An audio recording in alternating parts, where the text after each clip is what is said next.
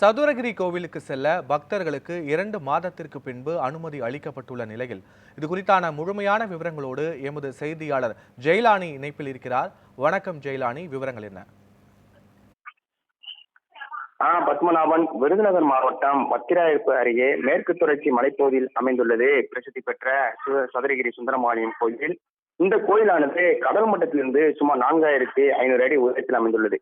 இந்த கோயிலுக்கு கடந்த காலங்களில் தினந்தோறும் பக்தர்கள் அனுமதிக்கப்பட்ட நிலையில் கடந்த 2015ஆம் ஆண்டு ஏற்பட்ட வெள்ளப்பெருக்கில் 10 பக்தர்கள் வரை உயிரிழந்தனர். இதனை அடுத்து கோயிலுக்கு செல்லும் பக்தர்களுக்கு பல்வேறு கட்டுப்பாடுகள் என்பது விதிக்கப்பட்டுள்ளது.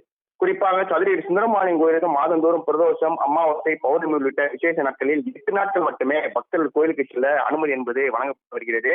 இந்த நிலையில் தை மாத பிரதோஷம் மற்றும் பௌர்ணமியை முன்னிட்டு வரும் 23ஆம் தேதி முதல் 26ஆம் தேதி வரை மொத்தம் 4 நாட்களுக்கு சதுரகிரி சுந்தரமாளியம் கோயிலுக்கு பக்தர்கள் செல்ல கோயில் நிர்வாகம் மற்றும் வனத்துறை சார்பில் அனுமதி என்பது வழங்கப்பட்டுள்ளது. ஏற்கனவே கடந்த 2 மாதங்களாக மழையின் காரணமாக பக்தர்கள் சதுரகிரி கோயிலுக்கு செல்ல அனுமதி வழங்கப்படாத நிலையில் தற்போது சதுரகிரி கோயிலுக்கு செல்லும்படியுள்ள ஓடைகளில் நீர்வரத்தானது குறைந்துள்ளதன் காரணமாக இந்த அனுமதி என்பது வழங்கப்பட்டுள்ளதாக கோயில் நிர்வாகம் மற்றும் வனத்துறை சார்பில் தெரிவிக்கப்பட்டுள்ளது.